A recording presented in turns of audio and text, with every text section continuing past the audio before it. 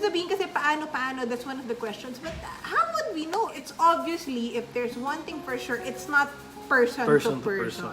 For me, there is some discrimination in a way na what people don't emphasize is the aftercare. 99 or 97 naman daw yung recovery rate, tapos maliit lang yung mortality rate. So, wag daw matakot yung mga tao. I think it's really important. Huwag kayo matakot sa doctor. I mean, the doctors are there to help you.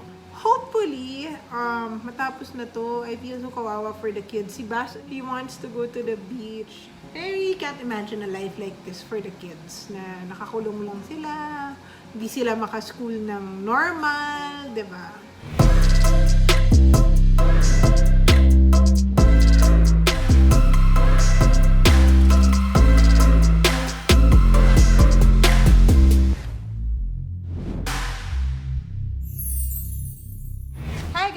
So, okay, we're here for the question and answer for COVID vlog because apparently, ang dami pala sa inyong may mga tanong. Number one is, we're not experts. We're not in the medical field. We're not doctors. We're just recounting our experiences. So, if you do test positive or if you feel something, it's always better to consult a doctor, di ba? But eto, sinasabi namin sa inyo, yung mga napag-aralan namin through our doctors and yung mga ginawa talaga namin. First of all, I think when we were recounting our stories, maraming naguluhan. Nakalimutan, tsaka naguluhan sila. When do you drink this? Is it during you have COVID or after or what? Okay, so we'll break it down. First of all, it's nakalimutan namin sabihin other things like nag-gargle kami ng Betadine. Every day yun, twice a day. While we were on COVID, and until now, ginawa na namin siyang habit. We still do it. Wala namang mawawala sa atin if we gargle. So at least it's some protection, di ba? And then, so while we had it, the doctors gave us these vitamins. Conzace, twice a day. It could be a different brand, basta may zinc. Any brand, basta vitamin C with zinc. Second would be D3. Third would be your normal multivitamins, like kami we take Symptom. Alam nyo guys, this is not a sponsored post. Sinasabi ko lang talaga yung tinitake namin. Yung fish oil, which we take twice a day when we had. And then the melatonin, we took about 36 mg a day. So, tagto 3 mg yung amin. So, 12 mg per meal. So, 4 na piraso. So, medyo mabigat sa throat siya. Kaya nasa stress na kami. But that is while we had it. So, we also had probiotics. Yes, diba? probiotics. Yeah. So, we're mentioning products. It's not a paid post. It's just really what we did because I want to help people. So, that was while we had it. So, now, binawasan na. So, yung vitamin C, pwede pa rin siyang twice a day. Yung fish oil once na lang. And then, yung melatonin is just total of 10 mg a day. So, pwedeng isa sa umaga, and then since baka antukin ka sa kayo, kung 3 mg kayo, isa sa umaga, then the rest sa gabi. But everything else, pinapainom pa rin namin. Probiotics. Everything. I'm still taking everything yung binigay sa akin. Ng doctors, yeah. I mean, it's good protection. Another thing that we forgot to mention is water. Di ba hydrate? Super hydrate talaga. That's one of the things na binilian sa amin. We had to hydrate talaga because... Drink lots of water. Yeah, and ang dami niyong iniinom na... Gamot. diba? And then your body's weak. And then it's fighting the bacteria or the virus. So pagod yung katawan mo. I think you guys should do it daily naman. Talaga namang may requirement na to drink. Parang ano ba yun? 8 liters ba yun? Or 8 glasses a day? Grabe yung 8 liters. Ano ka, isda? Question. Is it safe to drink melatonin even if walang COVID? Hindi naman siya direseta. Yeah. So, iniinom talaga siya pampatulog. But it's actually what? Yeah, it's for cleansing. Again, like what I mentioned, it's antioxidant. And then yung side effect niya is yung pampatulog. Let's give them a little background why you're drinking melatonin. Mabot na ako dito guys. Ganyan ako kulit sa doctors. Alam niyo naman, kailangan ko malaman lahat para I have my peace of mind. So, mahilig akong magtanong. When you have COVID, your body produces antibodies. Correct me if I'm wrong dito sa mga doktor dito, but ganito yung pagkaintindi ko po. Your body produces antibody. So, yun yung mga soldiers nyo na lumalaban sa disease. Or virus. Sa virus. Sometimes, your body produces too much too fast, which results to a storm. A cytokine storm basta it becomes a storm kasi parang it produces so fast, so much short span of time, yun yung nagiging cause ng death. The melatonin addresses that para hindi kayo magka-storm. That's what my understanding Yes. is. As for the other one, the fish oil, bakit namin tinitake yung fish oil? Because it addresses naman, it helps na hindi kumapal yung dugo nyo. So, Correct. you see, there's yung vitamins na to are really support Support lang. to Support, help yes. na hindi mag-complicate more yung COVID nyo. That's why you're taking it. And of course, zinc, D3, it's for immunity and probiotic. I'm sure hindi naman tayo super complete kumain sa nutrition na lahat ng vitamins. Kaya you have your daily multivice. And then as for your throat, because that's one of the First, tsaka Yeah, dyan first, papasok, yeah, diba? Oo, sa ilong, sa throat, sa gargle. regularly. Yeah, regularly. And ako, super strepsils ako, diba? So, Again, guys, there's no cure. I mean, these things that we're doing are parang precaution, no? It's yeah, more precaution. protection. Vitamins are vitamins, they're not your medicine. It's the things that talaga. ginagawa namin or in-advise ng doctor na dapat gawin. So we're sharing it to you guys. But like I said, if ever you feel something, please consult your doctor. Sila yung expert, no? Yung sa amin, advice lang to and experience namin, we're sharing. For people na hindi pa tinamaan or yung may symptoms na, please alam nila anong gawin. So a lot of people are asking me, saan ba nakakabili niyan? Ano bang brand? Actually, yung mga sinabi naming vitamins, hindi naman kailangan eksaktong brand. Yeah, any brand. Because it's like saying vitamin C, maraming iba-ibang kind ng vitamin C, but you can just pick the one na saan kayo. Available or komportable kayo. Even the oximeter, it's all the same. Parang ano lang siya, thermometer, ganun. Yeah. Parang hindi naman ganun ka-importante ata what brand you're using. You're asking me where to buy it? Google mo, girl! Ang dami dyan. You can Google. You can also go to your pharmacies, ganyan. I don't know where you guys live, so I can't say anong pinakamalapit sa inyo. So, for everything else, there is Google. Okay, next. Babe, ang totoong number one question, ano daw yung ginamit ko sa skin ko? Go, ipasok mo na yun. Sige, sabihin mo na. Kasi ang kulit nila eh. Kasi nga sabi, natatawa lahat ng tao na, my God, positive na siya, naisip niya pa mag-peel. I'm using Cosmelan from Flawless. It's actually, you need to be seen by a doctor. So, you have to go to the clinic. Pero ako kasi, since may record na ako, nagpadala na lang ako sa kanila ng Sige. While you're reading your question, ako may mga personal question also. May nagtanong sa akin if pumunta ba akong hospital, nagpa-admit ba ako. Yes. Like I said again, huwag kayo matakot. That was me. Takot rin ako in the beginning, no? Takot ako pumuntang hospital or magpa-swab. But after ginawa ko, I was happy na ginawa ko. Kasi na-check nila yung lungs ko, x-ray every day. Yes, I was admitted to the hospital. Yes, also thank you to Chonghua Hospital, Mandaue. Your nurses, Yes, Liz. So now we had to ask for the nurse's name. Micah Cabanyero, Juliet Jumaudin, Geraldine Ruedas, Twinkie Gargar, Judel Saculo, Lynn Ibale, Hannah Pellegrino, Biahan Bosque, Anne-Marie Kilantag, Nina Suelo, Princess Morado, Hansel Cabusas, Mariette Maghari. Actually, we really wanted to say their names because they did such a good job. And I feel like I had to put names and faces dun sa mga sinasabi nating frontliners because, I don't know, I'm so emotional every time I talk about this. It's because, I mean, ano ba naman nila si Blake? Di naman nila kilala yan, Yeah, pero they're risking their lives to save other people. We guys owe you dinner. I mean, kung nakaupo lang sa gobyerno, siguro may pinapasa na akong batas ngayon or something, but I don't have that power and we don't know how else we can help you, but Grabe we're yung recording alaga it nyo sa akin. here. Madali naman kami contact and Yeah. DM, whatever, when you guys are free, when this is all over. And of course, also to Isha Po Kalanta. Thank you for helping me with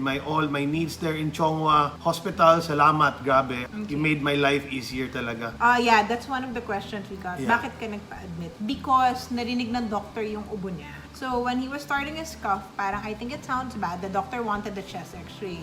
Buti na lang, by the time he got there, merong available room for him. If not, we'd be going back and forth couple of days to check his lungs kung may tama. One question, kasi diba we kept on saying swab. People are saying it's expensive. Totoo naman, expensive. But there are free Now, swabbing. Yeah, yes. like ako, I don't know about Manila, but nag-research ako sa Cebu.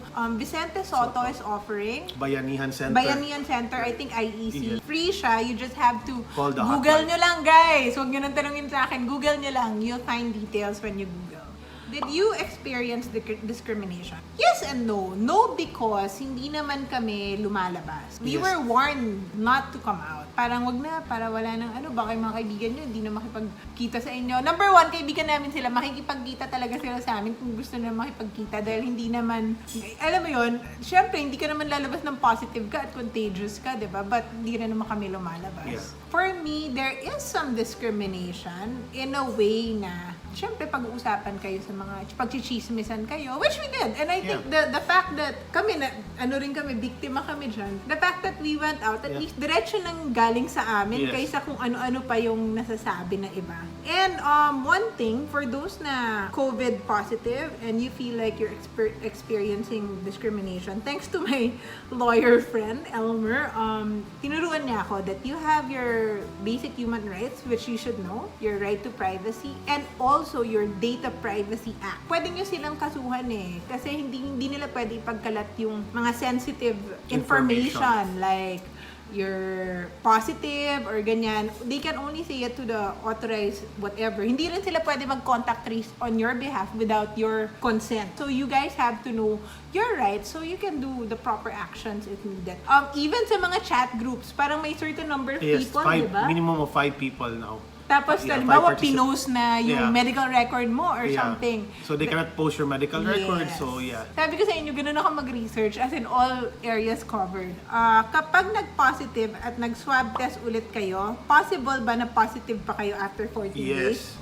Doctor saying na after 14 days, galing ka nag-positive, even though cleared ka na, it could come out positive again because there's still some mga trace ng virus, but then it doesn't mean that you're contagious or infectious, no?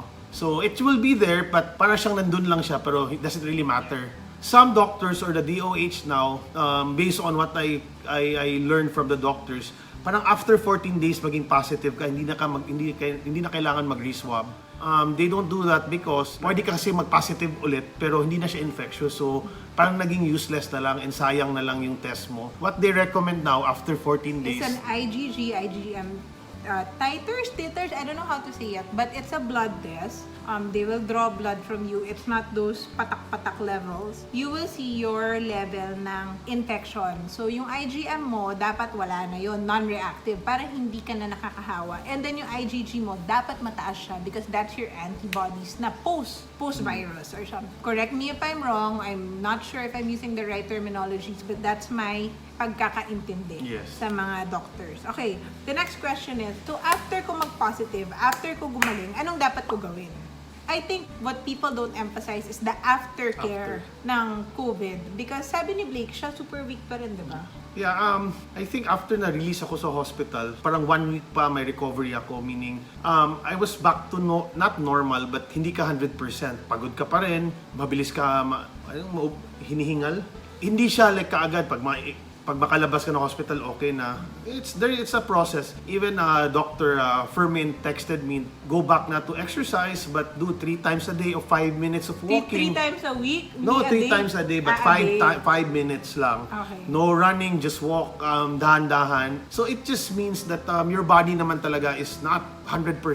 For the doctor to tell me na dahan-dahan ka muna, they know that it's not good. You're not 100%, but they just want my energy back. So it's I'm gonna do it soon. Hindi ko pa ginawa kasi hindi pa ako 100% again. Okay, so what I'm gonna stress is that like ako, asymptomatic ako. Most people, pag asymptomatic sila, dead na sila. I think hindi dapat ganon. So everyone should take care of their health. Aside from your vitamins, kami nagpa-chest x-ray kami. And then we also had 2 different kinds of Blood test. So, yung D-dimer will check the consistency, I don't know if that's the right term, of your blood. Kasi ang sabi nga namin, di ba, yung COVID, pwede ka magka-blood clots. So, that will check the level kung kumapal. Parang kumapal. Yun, kung kumapal yung dugo mo, then the doctor will give you medication for that. Because it's one of the effects of COVID. And then, second one is the IgM, IgG, na sinabi ko nga sa inyo. So, like, okay, I'm gonna make kwento an experience. I had nothing. I had no cough, no fever, asymptomatic. But when they did my first x-ray, medyo hazy yung lungs ko. So isipin nyo, kahit pala asymptomatic, meron pala... May tama yung lungs ko, although I didn't feel it, diba? So it's good that you can just at least get that check-up done para malaman nyo kung okay ba kayo. Although mine resolved itself after a week, okay na siya. Kung nakita niyo yung IG story ko, I left to do chest x-ray. But okay na siya. It resolved itself with vitamins and tamang nutrition. But yeah, see, what if it doesn't? Diba? Asymptomatic kayo. So better to get a chest x-ray, IgG, IgM titers, and yung D-dimer, yung sa blood. Sa blood. Yeah, and then bigay niyo results sa doctors niyo. Then they would know what to do. Okay, next na tanong nila is, saan daw tayo pa-home service? Okay, we're currently in Cebu, and Maayo Medical is, for me, it's my favorite. It's not really a hospital, it's a medical clinic. Clinic ba? Center. So, before COVID, dyan ako nagpapa-ultrasound, ganyan, buntis ako. Thanks pala, Marge Kahita. Thank you so much, grabe. So, they do home service. You can call them and book. I think every Tuesday, Thursday yung home service nila or something.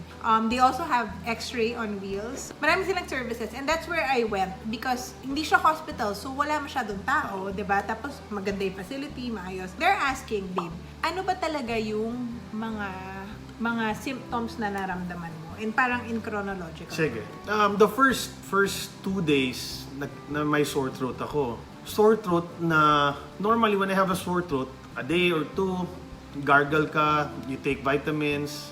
Before I do salt, hot water with salt, no, gargle. But hindi siya nawala after 2 days eh. Pagka third day, nag-fever ako. Nag-swab na tayo ng third day. Pag third day, nag-fever ko. Pag fever ko, nagpa-swab ako agad. Yun, like we wanted to be sure na... Diarrhea, you also wala had, pa diba? yung diarrhea. Not the first 3 days. Pero you had? Yes, after the fever, mag-diarrhea. And Loss after of smell. loss of smell, probably the 5th or 6th day na, loss of smell, and then yung kain ko lumiit eh, na mabilis ako mabusog, pero yung taste ko nandyan pa rin eh. Kumakain pa rin ako, but kumonti lang yung intake ko. So yun, I felt na Headache, may something wrong, walang headache. Body pains. Body pains, pagod. I don't know if it's body pain Hindi siya ba yun. muscle pain. Parang hindi ba't pagod yung katawan mo, ayaw mong gumalaw, gusto mo lang humiga. So, walang headache. Wala. Yung amen to ha, it can... This is amen. Nagkaroon Iba-iba. ka ng sipon. Hindi. Wala rin. Wala siyang sipon. Ubo lang talaga. And yung ubo niya, matigas. Matigas na yung ubo, dry walang cough. phlegm, dry cough. Doon ko na na-feel yun. Ginugol ko guys, it's called the cytokine storm. Yun yung research nyo rin. You know, whatever we're saying here, we want you guys to do your own research. Kasi that's all I've been doing the 14 days. Okay. The blood type blood also. type. I'm O positive and Divine ano ka? O positive rin, yeah. So that's our blood type, no? But they're saying kasi parang depende sa blood type mo, there are studies daw although hindi pa naman siya proven. But there are studies na parang pag O ka, hindi ka ganun ka. Grabe, diba? Tatamaan. But we don't know. We don't know. I mean, these are things that we just hear lang. We just hear, diba? Okay, so they're asking about my UV. When you buy a UV, it doesn't have to be the same brand as what we bought. But I will get it. Para makita nyo malaki. And I think you should all get the Lysol also. Guys, we have this. It's for your bag. Ours is from Landlight. I just want getting kasi yung reputable brand. I mean, but technically, I think they're all the There's same. Marami-rami. You can go through Lazada. Basta just get yung brand na medyo kilala. So this is like The portable one. That's for portable mga, one. if I sign some checks sa office or mga paperwork. But before Or that, we now, also the food. do Pag dumadating yung food namin, ganito ginagamit. So ito is for the room. So we have a big one like this. Warning about UV and how to use it. Make sure na when you guys use your UV, wala kayo doon. And you don't look at the damaging siya sa eyes nyo. Yeah, we do that sa gabi. Wala nang tao. We turn it on kasi may remote naman siya. We turn it on and then dapat pagkatapos, hindi rin kayo papasok for a couple of... Parang 30 minutes after. Parang an hour nga. Basta kami kasi gabi. So hindi, talagang walang papasok doon. And in the morning, we air it out.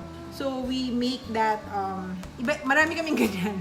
Marami kaming ganito. Iba-ibang rooms, sabay-sabay nilalagay. Pag walang tao. And then this one is for the, the smaller things na hindi na kaya niya. And this is the Lysol that we're using. I think this is the one approved by FDA Hospital also. grade. Hospital grade. There, if you can see, kills cold and flu virus. So I think that's the new one of Lysol. Ito ginagamit namin. We're not paid for This is not paid post, guys, ha? Pero ito ginagamit namin. Because we really wanna help people kung ano bang, I don't know, kaya dyan ba sa mga ginawa namin, kaya kami gumaling. Pero we really cannot say. But gumaling kami. So we're sharing our experience. This is for you. How's your taste and smell? Is it fully recovered? I think it's back to normal since hindi naman siya ganyan ka-extreme na wala, gana pa rin akong kumain. Pero I think it's back to normal now. Some people, ito naman, let's go on the other side of the fence when they're saying 99 or 97 naman daw yung recovery rate, tapos maliit lang yung mortality rate. So wag daw matakot yung mga tao. Guys, if you're part of that percentage na mortality, syempre, parang for me, I think people should not brush it under the rug. Like, sasabihin, okay lang, maliit lang yung mortality nito. Yeah, but it can be your brother, your sister, your family. You're saying ganyan, this na, diba? you're saying kasi the mortality rate is, you're putting a number. But if you put a name on it, lagyan mo yung name ng one person. A name, memories, a friend, diba? a cousin, a relative, lagyan mo ng name, and tell me, pag hindi ba sila maging careful.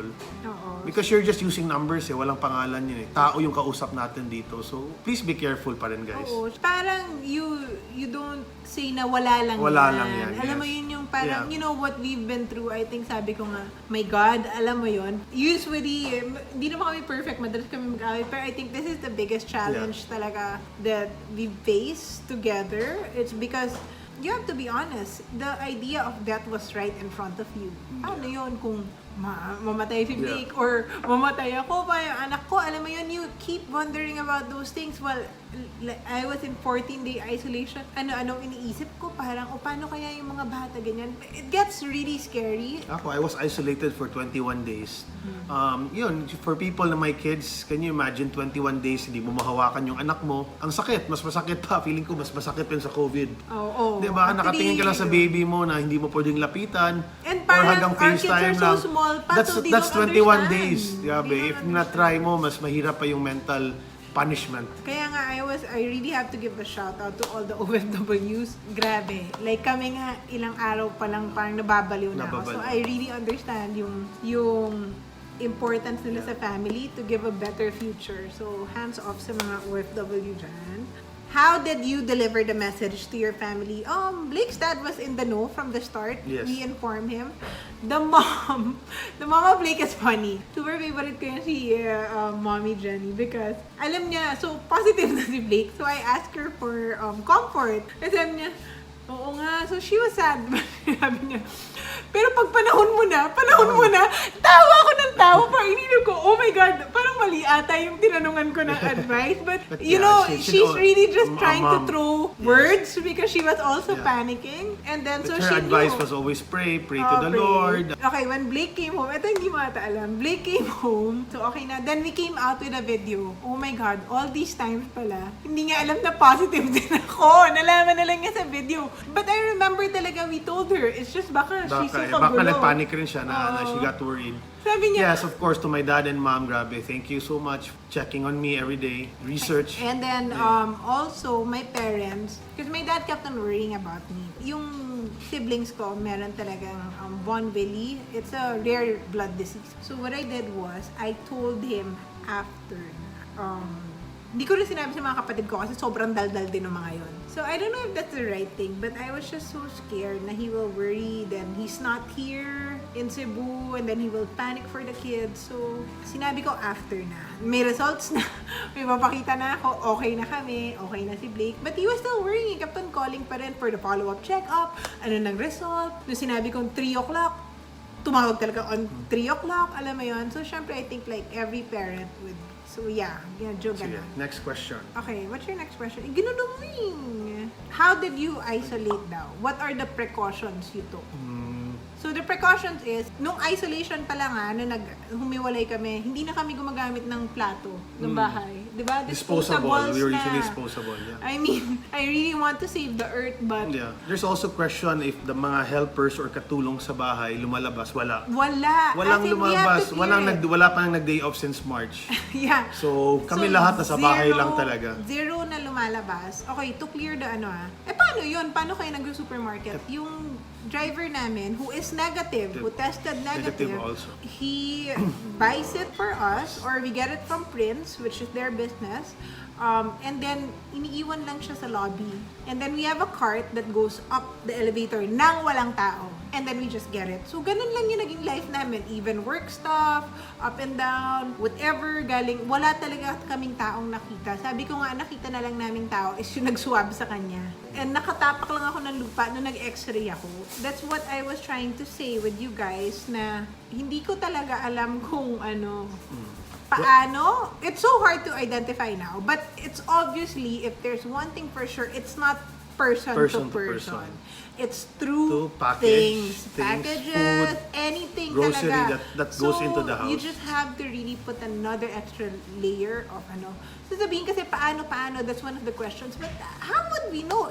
Malay ba natin kung airborne talaga yan, as they say, na nakakaakit siya na, it stays in the elevators? We really do not know, but you just try to be extra careful. cautious. Extra Now, careful. when we take out groceries, naka-mask na rin yung tao. Sa hallway lang ng Even sarili now, when I'm namin, signing some checks or I'm signing some paperwork, UV ko, and then I'm wearing mask. Ganyan ang ginagawa ko ngayon. Yeah. And then I use alcohol all the time. Alcohol, and then ako sterillium, kailangan hospital grade. Hospital grade. No? So, what else? What advice would you like to give? This is what I've been advising all my friends. If you have any symptoms, kahit na first to 2 days, please pa-check mo na agad. Kasi the peak of the virus, I think, is from the Before, diba? It's the before 3 days symptoms. before, and then the day 1 to day 6, yan ang pinaka-peak eh. So if you have symptoms 2 days, it means dumaan ka na ng 5 days sa virus. So Yeah, and early stage, early detection can save lives. Yeah, so, maybe ikaw, di ba? Yeah. Parang maybe ikaw, you'll be okay. But what about the people around you? Yeah. They're asking me what are the kids drinking as vitamins. They also have vitamin D. The brand, it can be Yes. anything, basta let your pedya handle it. Your pedya should know better. They're also taking Immunomax because it has zinc. Yeah. It's a multivitamins with zinc. Then their normal vitamins, nagpo-probiotics din yung mga bata. So yun, we just kept that. And then, nakita nyo naman napakasagana. Sagana naman si Bash kumain. So, wala tayong problema dyan. Another question, babe, is did everyone get tested? Yes, because it's technically useless if you just test certain number of people. Kami yun sigurista kami. Some people would just test yung may symptoms. But if we did that, si Blake lang ang may symptoms, hindi malalaman na positive ako. Then I would probably be around with the kids. And you see, that's the point na everyone should be tested. Para alam mo kung sino ang kailangan mag-isolate and sino hindi. Diba? So I think that's important. And they're also asking, mahirap ba ang situation sa hospitals? You would Yes. know. Mahirap. Paano ba daw yung sa hospital ngayon? Like, Mahirap. naka-PPE ba sila? all the nurse pumapasok sa room mo, naka-PPE, complete everything. And then Bawal ka na my floor sila only for COVID floors. That's why they always tell you na puno yung hospital.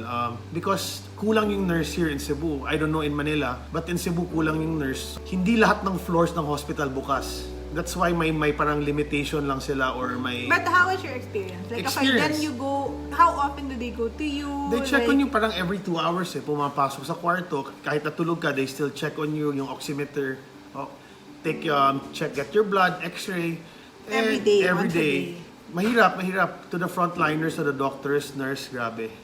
They're Some involved of them nga got positive also because they take good care of their patients. Mahirap talagang situation. Walang nakabantay sa'yo, walang tao sa room mo, ikaw lang mag-isa. Hindi, pinipigilan. Sorry guys, kanina ko pa pinipigilan yung legs niya. Kasi pag gumagalaw yung legs niya, gumagalaw yung camera. Okay, so aside from the nurses, yung mga doctors, ano yung mga doctors na nag-assist sa'yo? There's one doctor that's infectious disease doctor. One pulmo, I think that's checks on your lungs, no? Tama ba? And of course, your cardio. Yeah. So, yun. And then, if you do get positive on anything, you have to consult your doctor kagad para they know. One more thing that we didn't discuss from last time is symptom diary.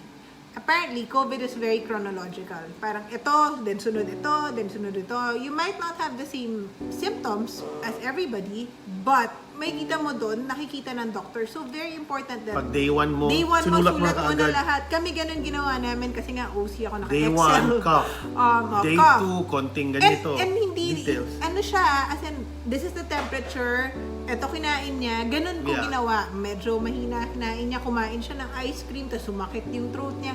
As in, detailed talaga, yeah. oximeter namin reading, ganito at 3 o'clock, ganito at 7 o'clock. Matrabaho siya, but it was so easy for the doctors to look at it and say Don't hide anything from your Oo. doctor. Sabihin mo lahat ginawa mo. Kasi Oo. pag may tinatago ka, yung doctor mo pa yung matamaan or hindi mo sabihin saan ka pumunta, tell them everything. Yeah, and I think, alam nyo, Yeah. we should stop the, I don't know if you call it really discrimination, but yung mga taong nahihiya, aminin na positive sila. To each his own na. But yung point ko kasi is, kung hindi nyo aminin, tapos irresponsible kayo. Buti kung responsible kayo that you just nagkulong lang kayo sa bahay until you got better. Pero irresponsible kayo, parang kawawa naman yung mga Yung iba matamaan nyo, yung mga senior, mas babies. matanda, or yung may pre-condition, please, wag naman ganun. Oo. Tsaka, pero kung ikaw, nag-positive ka, tapos beforehand lumalabas ka, kahit na responsible ka, during your positive, you also have to inform the people you met before. Yeah, parang, I don't know, 14 days before or 10 days before, you have to inform them, apparently, I tested positive. You should also regulate or check yourself. Or isolate yourself. Isolate yourself na ganyan, di ba? Be responsible. Yeah, pero we can all bring down the numbers, di ba? Dahil nasa sa atin din yun eh. Most questions are where I can buy the meds. Like I said again, any brand is okay. You can look... Basta reputable pharma. Go to your nearest pharmacy. So there, guys. So I think we have to cut it because it's so long na. So just remember that aftercare of COVID is very, very important. So importante that you protect yourself before you get it. You know what to do while you have it, and also do aftercare because I think hindi na-emphasize yung aftercare. Parang, okay, negative na ako, derma na, diba? I told you guys, yung lungs ko nga may tama, asymptomatic ako. It's good that I went and they were able to see that it resolved itself na. And nakita rin nila na okay na yung blood, everything. After Blake got out, he's taking anticoagulant, di ba, for the blood because kumapal ng konti yung blood niya. So see, these are things that happen after COVID, the virus. So you have to make sure that, you know, you check all those, lalo na kung nag-positive kayo. To also all the people who's asymptomatic, walang symptoms, Pero alam nyo na pero alam nagka-positive nagka-positive kayo, please pa-check na rin. I mean, call your doctor and ask for advice regarding your situation. I think it's really important. Huwag kayo matakot sa doctor. I mean, the doctors are there to help you. So please, or even go to the hospital. As long as complete lang yung protection mo, it's really better to get checked. So I guess that's it. We did the list, we did your questions, and hopefully, matapos na to, I feel so kawawa for the kids. Si Bash, ano yung ginagawa sa'yo? Yung meron siyang pinapakitang pororo. Pororo na. He wants to go to the beach. He wants to swim. I really can't imagine a life like this for the kids na nakakulong lang sila. Hindi sila makaschool ng normal, di ba? So, let's all help each other. Help each other. Be responsible. Be responsible. I think kasi aside from the government, we play a big role in really bringing this down. Maawa na tayo to frontliners.